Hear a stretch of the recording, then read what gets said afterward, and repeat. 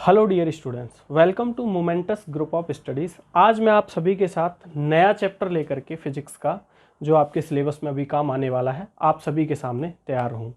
तो ये चैप्टर है इलेक्ट्रिसिटी। इलेक्ट्रिसिटी चैप्टर 1 है, जो सीबीएसई के सेकेंड टर्म पार्ट में आप सभी लोगों के सिलेबस में आ रहा है। ये इलेक्ट्रिसिटी का कंप्लीट चैप्टर, जिसका कोई भी हिस्सा इससे पहले नहीं आया है, तो हम इस वीडियो में और इस वीडियो के अगले पार्ट में पूरा इलेक्ट्रिसिटी का सिलेबस कवर करेंगे, जिसमें हम इलेक्ट्रिसिटी पढ़ेंगे, इलेक्ट्रिक चार्ज क्या होता है, वोल्टेज क्या है, कूलम्ब क्या है, इलेक्ट्रिक फील्ड क्या है, कंडक्टर्स क्या क्या होते हैं, फिर और भी आगे चल करके बहुत सारे टर्म्स आएंगे, सारे न्यूमेरिकल सॉल्व कराएंगे। तो ये सब हम आप लोगों को इस वीडियो में और इस अपने मोमेंटस ग्रुप ऑफ स्टडीज़ के चैनल पर सभी को डिस्क्राइब करेंगे।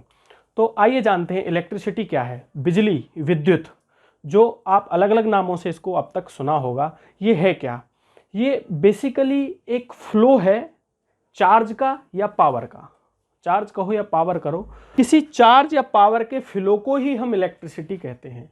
ये एक कन्वर्जिंग पावर है। ये हमने प्रकृति के दूसरे स्रोतों को या ऊर्जा के किसी दूसरे स्रोत को कन्वर्ट किया है, किसमें? इलेक्ट्रिसिटी में। और ऐसे हमने जैसे जैसे समय विज्ञान बढ़ता गया, हम इन संसाधनों को ईजाद करते गए। और हमने, जैसे कि न्यूक्लियर एनर्जी है, वो न्यूक्लियर एनर्जी से हम बिजली बनाते हैं। हाइड्रल एनर्जी है, यानी कि पानी का जो पोटेंशियल है उससे हम एनर्जी बनाते हैं। सोलर एनर्जी है, उससे भी हम इलेक्ट्रिक एनर्जी बना रहे हैं। तो बहुत सारी विधाएं हैं। ये जो इलेक्ट्रिक एनर्जी है, ये एनर्जी का सेकेंडरी सोर्स है। प्राइमरी सोर्स क्या है? प्राइमरी वही बड़े बड़े नेचुरल सोर्सेज हैं, लाइक सोलर है, टाइडल है, या फिर आपका विंड है। यही बड़े बड़े सोर्स हैं जो हम ऊर्जा के मानते हैं। तो इलेक्ट्रिसिटी क्या है? ऊर्जा का दूसरा सबसे मुख्य और अहम स्रोत है। तो आइए जानते हैं, बिल्कुल देर न करते हुए, चार्ज क्या होता है। बार बार सुना होगा आपने चार्ज, बार बार उसकी डेफिनेशन पढ़ी होगी कि चार्ज क्या है। It is a property of matter that causes it to experience a force when we placed in a magnetic field. बार बार सुना होगा कि हम किसी भी मैटर को जो है एक इलेक्ट्रिक फील्ड में रखते हैं तो ये एक फोर्स को एक्सपीरियंस करता है। तो क्या ये डेफिनेशन में मामला खत्म हुआ? नहीं। आइए जानते हैं चार्ज है क्या बेसिकली। देखिए, चार्ज ना तो कोई चीज़ है, ना किसी प्रकार की कोई यूनिट है। चार्ज एक गुण है, किसी भी पदार्थ का, किसी भी मटेरियल का एक गुण है, एक प्रॉपर्टी है, एक उसका ये व्यवहार है चार्ज। तो वो कैसा व्यवहार है? ये कब उत्पन्न होता है? तो जब हम इसको मैग्नेटिक फील्ड के दायरे में ले जाते हैं। फील्ड क्या है वो भी मैं आगे बताऊंगा कि फील्ड होता क्या है। फील्ड एक दायरा होता है किसी भी चीज़ का। तो जब हम इसको मैग्नेटिक फील्ड में ले जाते हैं तो ये एक प्रकार के फोर्स का एक्सपीरियंस, यानी कि एक फोर्स को ये फील करता है। अब ये डिपेंड करता है कि मैग्नेटिक फील्ड का नेचर क्या है और उस चार्ज का नेचर क्या है। तो देखिए, मेनली कहूं तो चार्ज पॉजिटिव होता है, यानी कि सकारात्मक होता है, और दूसरा नेगेटिव होता है, यानी कि नकारात्मक होता है। ठीक है, तो ये डिपेंड करता है बेसिकली इलेक्ट्रॉन्स पर, आयंस। देखिए, अगर मैं इसको हिंदी में आपको बताऊं तो मतलब ये इलेक्ट्रिक चार्ज मतलब हिंदी में बोलते हैं विद्युत आवेश। तो विद्युत आवेश है क्या? ये एक प्रकार का उस मैटर का, यानी कि किसी भी पदार्थ का वह गुण है जिसको यदि हम किसी पदार्थ को मतलब विद्युत चुंबकीय क्षेत्र में ले जाते हैं, यानी कि इलेक्ट्रोमैग्नेटिक फील्ड में अगर ले जाते हैं, तो एक बल का आभास करता है। तो ये क्या है? ये चार्ज है। ठीक है, चार्ज दो प्रकार का उसका नेचर, प्रवृत्ति दो प्रकार की होती है, सकारात्मक और नकारात्मक। ठीक है, तो चार्ज को अब हम मानिए, देखिए, चार्ज को हम डिनोट किससे करते हैं? चार्ज को डिनोट करते हैं हम क्यू से, स्मॉल क्यू से भी करते हैं। तो चार्ज को डिनोट हम करते हैं क्यू से, और इसकी यूनिट होती है कूलम्ब। ठीक है, इसकी यूनिट होती है कूलम्ब। हिंदी में पढ़ो या अंग्रेजी में पढ़ो, ये टर्म्स बिल्कुल सेम रहेंगे। चार्ज को डिनोट किससे करते हैं? क्यू से करते हैं, और यूनिट क्या है इसकी? कूलम्ब। देखिए, चार्ज की और भी यूनिट है। कूलम्ब एक्चुअली एक बड़े चार्ज की यूनिट है। मिनी कूलम्ब और माइक्रो कूलम्ब भी चार्ज की दो यूनिट और हैं छोटी। 10⁻³ मिनी कूलम्ब, 10⁻�6 माइक्रो कूलम्ब। देखिए, इलेक्ट्रिक फील्ड क्या है? इलेक्ट्रिक फील्ड यानी कि फील्ड मतलब किसी भी चीज़ का दायरा। मान लीजिए यहाँ पर कोई भी एक चीज़ या एक पर्सन या कोई एक एलिमेंट x नाम से मैं यहाँ रख देता हूँ, इसका प्रभाव जिस क्षेत्र तक रहेगा, यानी कि मान लीजिए इस रेडियस के क्षेत्र तक है, तो ये इसका स्पेयर ऑफ इन्फ्लोरेंस है। यानी कि ये घेरा, इन्फ्लोरेंस मतलब प्रभाव का, जहाँ तक ये प्रभाव छोड़ रहा है, तो ये जो सर्कल है ये स्पेयर ऑफ इन्फ्लोरेंस है। उसी फील्ड के अंदर, जैसे मैंने बताया अभी इलेक्ट्रिक चार्ज को, जैसे मान लीजिए मैं किसी भी चार्ज को किसी फील्ड में ले जाता हूँ, तो मैं किसी चार्ज को यहाँ फील्ड तक लेके आया, यहाँ कुछ फोर्स फील किया होगा इसने, फील्ड इंटेंसिटी जो होती है वो अंदर की तरफ ज़्यादा होती है और बाहर की तरफ कम होती जाती है, और एक पॉइंट पर आकर के फील्ड ही खत्म हो जाता है। ठीक है, तो यही है इलेक्ट्रिक फील्ड। यानी कि इलेक्ट्रिक, यहाँ मैं अगर किसी भी चार्ज को लेके आया तो ये कोई भी फोर्स का एक्सपीरियंस नहीं करेगा, यानी कि यहाँ कोई इलेक्ट्रिक फील्ड नहीं है। तो इलेक्ट्रिसिटी के कारण जिस दायरे तक प्रभाव हो रहा है, जिस दायरे तक कोई भी चार्ज फोर्स को एक्सपीरियंस कर रहा है, वही दायरा क्या है, वही दायरा आपका इलेक्ट्रिक फील्ड है। 1 कूलाम। देखिए, कूलाम को जानने से पहले एक चीज़ और बिल्कुल गौर दीजिए, ध्यान दीजिए उस पर। मैंने बताया था अभी, चार्ज 2 प्रकार की प्रवृत्ति का होता है। यानी कि चार्ज क्या होता है, 2 तरह के नेचर का होता है। एक होता है पॉजिटिव और एक होता है नेगेटिव। इनका मतलब क्या होता है, चार्ज पॉजिटिव सकारात्मक, नेगेटिव नकारात्मक, 2 प्रकार का नेचर है चार्ज का। इन दोनों का मतलब क्या होता है, देखिए, जब दो कोई भी चार्ज हैं, मान लीजिए चार्ज एक Q1 है और एक Q2 है, यदि 2 कोई चार्ज हैं इस प्रकार के, तो अगर इन दोनों पर ही जो टाइप ऑफ चार्ज है वो पॉजिटिव है, तो ये दोनों क्या हो गए, दोनों सेम चार्ज के हो गए। यानी कि दोनों पर आवेश कैसा है, समान आवेश के 2 कोई भी चार्ज अगर हैं तो वो क्या करेंगे, एक दूसरे से दूर होंगे, यानी कि अट्रैक्ट नहीं होंगे। अट्रैक्ट कैसी चीजें होती हैं, हमेशा अपोजिटिव टाइप ऑफ नेचर जो चीजें होती हैं वो अट्रैक्ट होती हैं। असमान अगर आवेश है, एक प्लस है आवेश, एक माइनस है, यानी कि एक चार्ज जो है पॉजिटिव है, एक चार्ज है नेगेटिव, तो ये दोनों अट्रैक्ट करेंगे। ठीक है, तो same type of charges always repel. एक समान आवेश अगर हैं तो वो हमेशा क्या करेंगे, एक दूसरे से दूर भागेंगे, और अपोजिट के अपोजिट अगर होंगे तो हमेशा एक दूसरे के पास आएंगे, नज़दीक आएंगे, अट्रैक्ट करेंगे। जैसे आपने चुंबक, अगर आप चुंबक से कभी खेले हैं, अगर आपने चुंबक को कभी देखा है, तो नॉर्थ पोल और साउथ पोल हमेशा अट्रैक्ट करते हैं और चिपक जाते हैं। लेकिन ठीक वैसे ही अगर आपने कभी देखा होगा कि सेम पोलरिटी से अगर आपने चुंबक को पास लाने की कोशिश करी होगी तो एक दूसरे से दूर भागती हैं, रिपेल करती हैं वो। तो ठीक वही कॉन्सेप्ट चार्ज में, अगर सेम पोलरिटी को आप पास में लाओगे तो वो अट्रैक्ट न करके रिपेल करेंगे। तो ये तो था चार्ज। देखिए, 2 प्रकार के चार्ज हमने अभी पढ़े। एटम पर अगर पॉजिटिव चार्ज इसके कारण होता है तो वो प्रोटॉन के कारण होता है।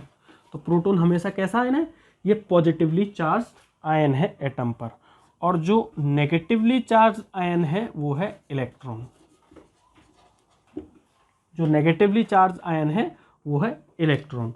तो इन दोनों की वैल्यू भी सेम ही रहती है। इन दोनों की वैल्यू रहती है 1.6 × 10⁻⁻19 कूलाम। ठीक है, और अगर ये प्रोटॉन है तो यही वैल्यू पॉजिटिव है,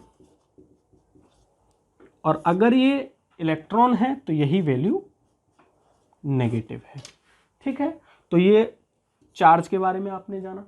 चार्ज से आगे जब हम बढ़ेंगे तो हम बढ़ेंगे 1 कूलाम पर।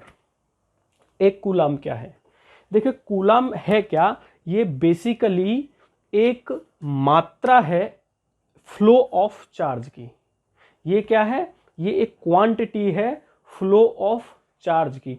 तो 1 कूलाम को हमने डिफाइन अगर किया है तो क्या is a quantity of charge which exert a force of 9 × 10⁹ newton of an equal charge placed at a distance of 1 metre. Students, 1 coulomb कहने का मतलब ये है कि मान लीजिए 2 चार्ज हैं कोई भी, ये Q1 चार्ज है और ये Q2 चार्ज है, और इनके जो बीच की दूरी है ये हम 1 मीटर मान लेते हैं, यानी कि R आपका जो है वो 1 मीटर है। ठीक है, ये चार्ज 1 कूलाम है, ये भी चार्ज 1 कूलाम मान का है। तो जब 1 मीटर की दूरी पर 2 चार्ज रखे हैं, ठीक है, अगर उनका जो चार्ज का जो वैल्यू है वो 1 कूलाम है और वो 1 मीटर की दूरी पर रखे हुए हैं, तो इनका जो फोर्स जो फील ये करेंगे या जो फोर्स एग्जर्ट होगा, यानी कि अगर देखिए ये पॉजिटिव ये नेगेटिव होगा तो अट्रैक्ट करेंगे, दोनों पॉजिटिव होंगे तो रिपेल करेंगे, तो एक फोर्स तो एग्जर्ट होगा ही होगा। उस फोर्स का मान है ये 9 इंटू 10⁹ न्यूटन। 1 मीटर की दूरी पर रखे दो 1 कूलाम के चार्ज एक फोर्स का आभास करेंगे, एक बल का आभास करेंगे। They will experience a force and the value of that force is 9 into 10⁹ newton. तो this is the concept of 1 coulomb. तो अब 1 कूलाम में क्या है, देखिए कूलाम में क्या है, फ्लो ऑफ चार्ज है, यानी कि कुछ इलेक्ट्रॉन्स भी हो सकते हैं और प्रोटॉन्स भी हो सकते हैं। पॉजिटिव जा रहा है तो जाहिर सी बात है प्रोटॉन होगा, नेगेटिव है तो इलेक्ट्रॉन होगा। तो हमको क्या है, हम आगे चल करके क्वेश्चन में ये सॉल्व करेंगे, हम कैलकुलेट करेंगे कि 1 कूलाम चार्ज में कितने इलेक्ट्रॉन जाते होंगे। देखिए क्वेश्चन है, calculate the number of electron substituting 1 coulomb charge. मतलब इसका कहने का यह है कि उन इलेक्ट्रॉन्स की संख्या पता करिए जिनके कारण 1 कूलाम चार्ज का चलन हुआ, यानी कि 1 कूलाम चार्ज की अवेलेबिलिटी या हैपनिंग हो पाई है किसी पॉइंट पर, तो वो कितने नंबर ऑफ इलेक्ट्रॉन्स की वजह से ये पॉसिबल होगा। ये बात कितने कूलाम की कर रहा है, 1 कूलाम की, ठीक है। तो वहां हमको पता क्या करना है, नंबर ऑफ इलेक्ट्रॉन्स। तो देखिए एक फॉर्मूला है Q equals to Ne। Q equals to Ne क्या है, Q है चार्ज आपका, मैंने बताया था Q से डिनोट करते हैं हम चार्ज को। N क्या है, नंबर है इलेक्ट्रॉन्स का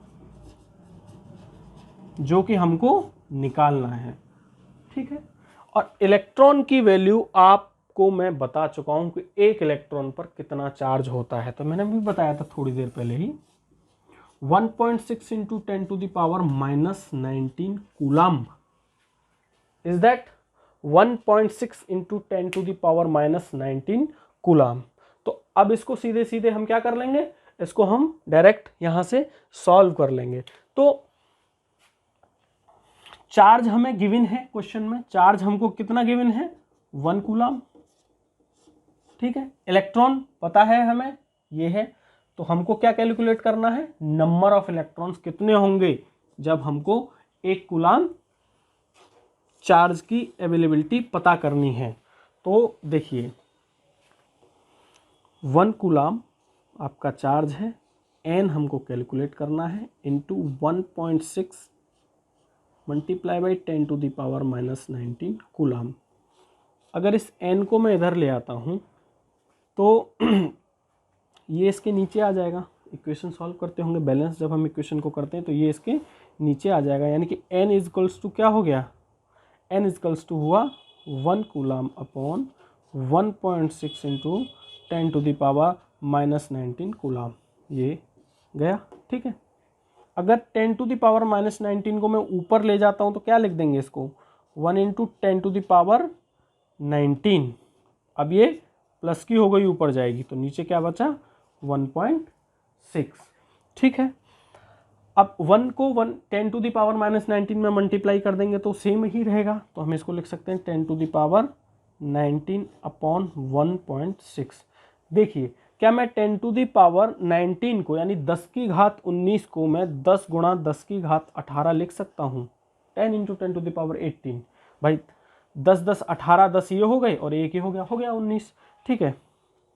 इतना आप सभी लोगों को पता होगा, डिवाइड बाई 1.6, ठीक है। तो अगर मैं इन दोनों का डिवाइड करता हूँ तो मेरी वैल्यू आएगी 6.25 मल्टीप्लाई बाई 10⁻18, यानी कि 0 से ये पॉइंट कट गया, 1 डिवाइड बाई 16, 16 से इसमें डिवाइड दोगे तो 6.25 आएगा, 10⁻18 आपका बचा।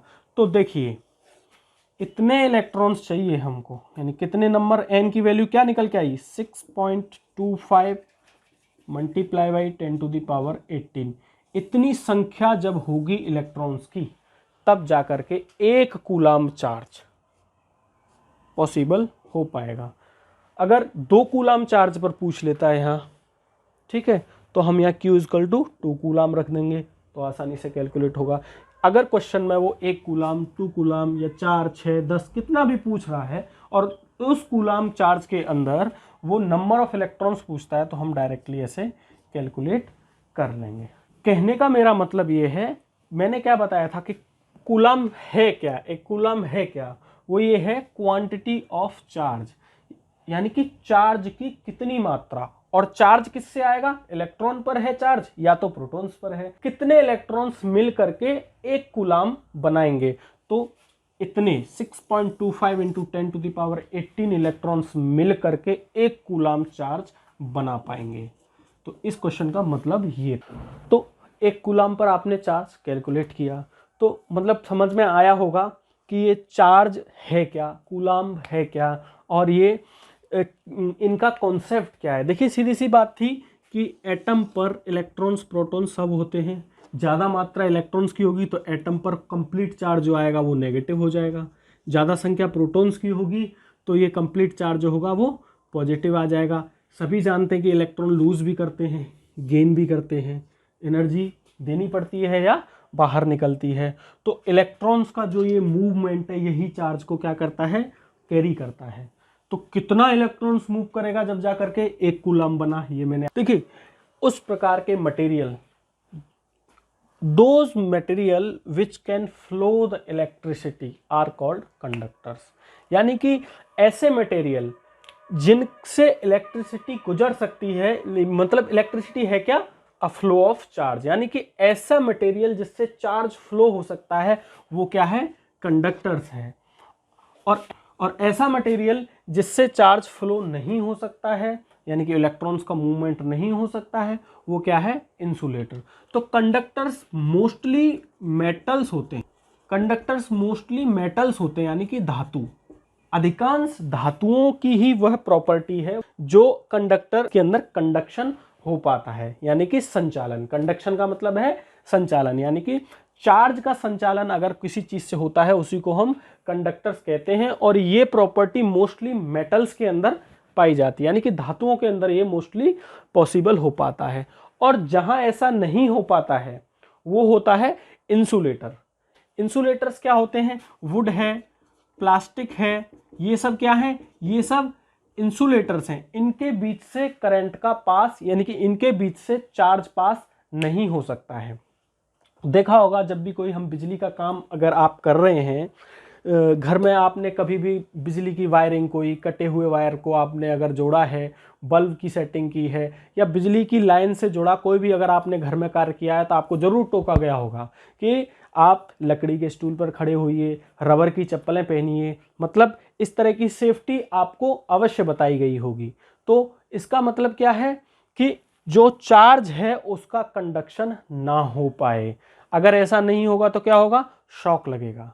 मतलब क्या हुआ, मतलब ये हुआ कि चार्ज का फ्लो, ह्यूमन बॉडी भी चार्ज का एक अच्छा कंडक्टर है, इलेक्ट्रिसिटी का एक गुड कंडक्टर है ह्यूमन बॉडी। तो अगर हम रबर की चप्पलें या फिर लकड़ी के स्टूल का इस्तेमाल नहीं करेंगे तो चार्ज का फ्लो हो जाएगा और हमें शॉक लगेगा, क्योंकि हमारे शरीर से गुजरकर जब कोई चार्ज नीचे तक जाएगा, यानी कि कुछ वर्क डन हुआ, और वर्क डन हुआ तो फील तो जरूर होगा भैया, दर्द तो फिर जरूर होगा। उस वर्क डन का पता कैसे चला, कुछ तो वर्क डन हुआ, तो वो वर्क डन ना हो पाए, इसीलिए हम क्या करते हैं, इंसुलेटर्स का इस्तेमाल करते हैं। जो प्लायर है जिससे वायरिंग जोड़ी जाती है, जो स्क्रू ड्राइवर है जो किसी इलेक्ट्रिक अप्लायंस को कसने के लिए, खोलने के लिए, वो हमेशा रबर से इंसुलेटेड होते हैं, प्लास्टिक से इंसुलेटेड होते हैं ताकि कंडक्शन ना हो पाए। तो अब जानते हैं एटॉमिक लेवल पर कि ये कंडक्शन होता कैसे है, इंसुलेशन कैसे होता है, मतलब इंसुलेशन कंडक्शन को क्यों नहीं होने देता है। मैं एक कोई कंडक्टर लेता हूं आपके लिए, ये कोई एक कंडक्टर है, साथ ही साथ इसको एक नाम भी दे देते हैं। चलिए इसको नाम दे देते हैं हम, ये कॉपर है। Copper is an good conductor of electricity, you know well. तो ये कॉपर का एक कंडक्टर है। अब देखिए इसके अंदर एटम्स होंगे, जगह जगह मैं यहाँ दिखा देता हूँ, ये कुछ न कुछ इसके अंदर ये यहाँ पर एटम्स हैं। तो आप सभी जानते हैं कि हर एटम पर किसी न किसी प्रकार का चार्ज रहता है, कोई ना कोई आवेश रहता है, वो सकारात्मक है या नकारात्मक है, वो उसके नंबर ऑफ इलेक्ट्रॉन्स और नंबर ऑफ प्रोटॉन्स पर डिपेंड करता है। तो इसके अंदर चार्ज ने कैसे फ्लो किया, तो देखिए जो मेटल होता है यानी कि जो धातु होती है उसकी एक खासियत होती है, उसकी एक ये प्रॉपर्टी है कि वो इजीली इलेक्ट्रॉन्स को फ्री कर देता है, यानी कि वैलेंसी इजीली क्रिएट कर देता है, does not required more energy to replace और टू लूज द इलेक्ट्रॉन। जबकि इंसुलेटर्स में ठीक उल्टा है, ये आसानी से इलेक्ट्रॉन को फ्री नहीं करता। फ्री इलेक्ट्रॉन क्या होता है, देखिए फ्री, ये कोई अगर एटम है तो इससे इलेक्ट्रॉन क्या हुआ, लूज हुआ, तो अब हमने इसको क्या कह दिया, फ्री इलेक्ट्रॉन कह दिया, यानी कि ये इस एटम की जो न्यूक्लियस है उसके साथ इसका कोई बॉन्ड नहीं है। बॉन्ड पढ़ते हैं ना हम, बॉन्डिंग ऑफ एटम्स, तो इस न्यूक्लियस के साथ इस इलेक्ट्रॉन की कोई बॉन्डिंग नहीं है, इसी को हम कहते हैं फ्री इलेक्ट्रॉन। अब ये आजाद है, कुछ भी कर सकता है, और ये क्या करेगा, अब हमारे लिए चार्ज को एक जगह से दूसरी जगह ले जाने का काम करेगा। ठीक है, कैसे इलेक्ट्रॉन को लूज करता है, जो इलेक्ट्रॉन वैलेंस होता है, मतलब वैलेंस कैसे है कि उसकी बॉन्डिंग दूसरे किसी एटम के साथ नहीं है, वो एकदम रिमूव कर देता है, बहुत ज़्यादा एनर्जी नहीं देनी पड़ती।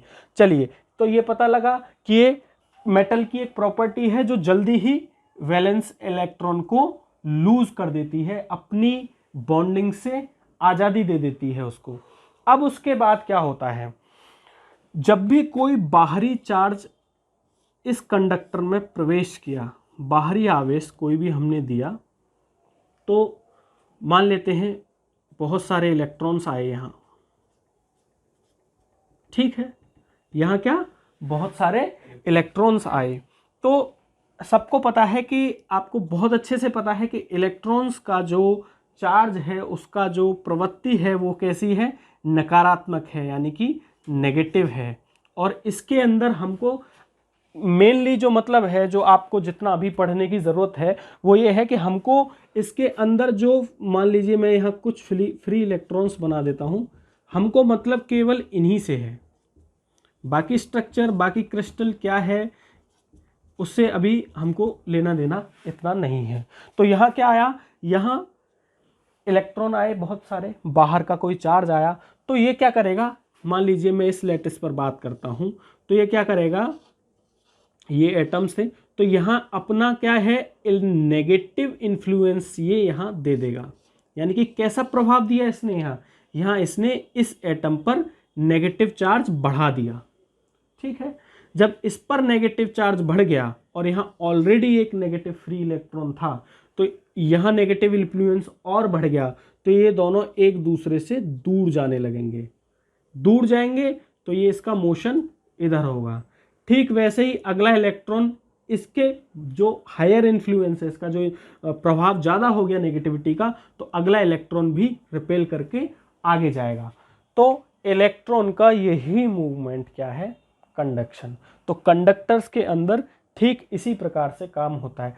कंडक्टर्स को अगर हम आगे पढ़ेंगे, डीप में पढ़ेंगे कि ये वैलेंस इलेक्ट्रॉन लूज करने की पूरी प्रोसेस है क्या, कैसी प्रक्रिया है, यहाँ से इस एटम की जो न्यूक्लियाई है उसकी बॉन्डिंग को तोड़ करके इलेक्ट्रॉन का फ्री हो जाना और उस फ्री इलेक्ट्रॉन का किसी चार्ज को कैरी करना और ये अंजाम देना, ये रिजल्ट देना कि इसने 4 कूलाम चार्ज को कैरी किया, इतने इलेक्ट्रॉन्स थे। तो ये सब प्रक्रिया हम पढ़ेंगे आगे 12th में, लास्ट सेमीकंडक्टर्स में हम ये सब पढ़ेंगे। तो इसको जितना डीप पढ़ते जाओगे ये उतना ज़्यादा क्लियर होता जाएगा कंडक्टर्स। तो अभी इस लेवल पर कंडक्टर्स क्या होते हैं, इलेक्ट्रिसिटी को ये अलाउ करते हैं, पास करते हैं। कैसे होते हैं, मोस्टली मेटल्स होते हैं। कैसे वर्क करता है, चार्ज कैसे फ्लो करता है, तो जब बाहर से कोई भी एक नेगेटिव चार्ज आया तो वो यहाँ कैसा प्रभाव बना देगा, नेगेटिव प्रभाव बना देगा। तो इसके जो नेगेटिव इलेक्ट्रॉन्स हैं वो क्या करेंगे, वो रिपेल करके इधर जाने लगेंगे। ये थोड़ा आगे बढ़ेंगे तो प्रभाव नेगेटिव का यहाँ बढ़ जाएगा, फिर ये आगे वाले एटम्स को और रिपेल कर देंगे तो यहाँ प्रभाव ज़्यादा बढ़ जाएगा। तो ऐसे कर करके इलेक्ट्रॉन्स का मूवमेंट होने लगेगा। तो यही मूवमेंट क्या है, चार्ज का मूवमेंट है। ये हो गया आपके कंडक्टर्स। और इंसुलेटर के अंदर ऐसा कुछ नहीं होता। क्यों नहीं होता, क्योंकि इंसुलेटर के अंदर फ्री इलेक्ट्रॉन करने के लिए, एटम से इलेक्ट्रॉन को फ्री करने के लिए बहुत अधिक एनर्जी देनी पड़ती है। तो जैसे वुड है, प्लास्टिक है, ग्लास है, बहुत सारे आपके इंसुलेटर्स हैं जो कि अवरोधक होते हैं विद्युत के। ठीक है, तो ये आपका कंडक्टर्स हुआ और इंसुलेटर्स हुआ। आगे देखिए टाइप ऑफ इलेक्ट्रिसिटी। तो इलेक्ट्रिसिटी को दो प्रकार से इलेक्ट्रिसिटी कैन बी क्लासिफाई कर सकते हैं, कैन बी डिस्क्राइब्ड और क्लासिफाइड इन 2 पार्ट्स। पहला पार्ट क्या है, पहला पार्ट है स्टैटिक इलेक्ट्रिसिटी। मतलब क्या है, स्टैटिक से ही मतलब आप समझ में आ रहा होगा आपको, रुका हुआ। जैसे फ्रिक्शन पढ़ते हैं ना, स्टैटिक और डायनामिक आपने पढ़ा होगा। स्टैटिक मतलब रुका हुआ, जिसके अंदर कोई गति नहीं है। स्टैटिक का मतलब नो मोशन। तो ऐसी कौन सी इलेक्ट्रिसिटी है, तो देखिए स्टैटिक। और दूसरी जो इलेक्ट्रिसिटी है वो है करंट इलेक्ट्रिसिटी। ठीक है, तो करंट इलेक्ट्रिसिटी में क्या है, मोशन ऑफ चार्ज, यानी कि चार्ज का फ्लो है, मोशन ऑफ चार्ज। तो ये कैसे कैसे होती है, स्टैटिक इलेक्ट्रिसिटी कौन सी होती है, तो वो जैसे देखिए कॉम्ब रब्ड ऑन हेयर्स, जब किसी कंघी को बालों पर रब करते हैं तो कंघी पर जो चार्ज आ जाता है वो कैसा है, एक स्टैटिक चार्ज है। जब हम ग्लास रॉड रब्ड विद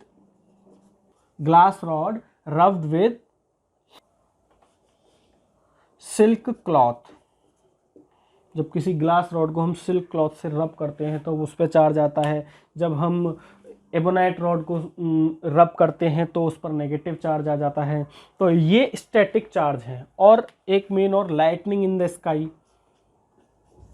आसमान में बिजली का गड़गड़ाना और चमकना, ये भी कैसा चार्ज है, ये भी कैसी इलेक्ट्रिसिटी है, ये भी स्टैटिक है। क्लाउड्स पर चार्ज डिपॉजिट होता जाता है। तो मान लीजिए एक और बहुत ज़्यादा पॉजिटिव चार्ज डिपॉजिट हो गया, एक और बहुत ज़्यादा नेगेटिव चार्ज डिपॉजिट हो गया, तो जब ये आपस में टकराते हैं तो एक बहुत बड़ी एनर्जी वहाँ से जनरेट होती है और बहुत साउंड भी सुनाई देता है हम लोगों को। तो ये कैसे हैं, ये सब स्टैटिक चार्ज हैं।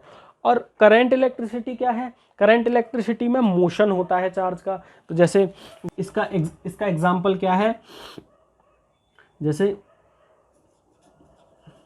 Flow of charge in wire, मतलब करंट इलेक्ट्रिसिटी के अंदर क्या होता है, चार्ज का मोशन होता है, जिसके कारण क्या होता है, करंट उत्पन्न होता है, which can produce a current. तो जैसे flow of charge in a wire, घरों में बिजलियों का आना जाना, बहुत सारी जगह जो बिजली का आपने इस्तेमाल देखा है, जहाँ एक जगह से दूसरी जगह बिजली पहुंचाई जाती है, तो ये सब क्या किस चीज़ का एग्जांपल है, ये सब करंट इलेक्ट्रिसिटी का एग्जांपल है।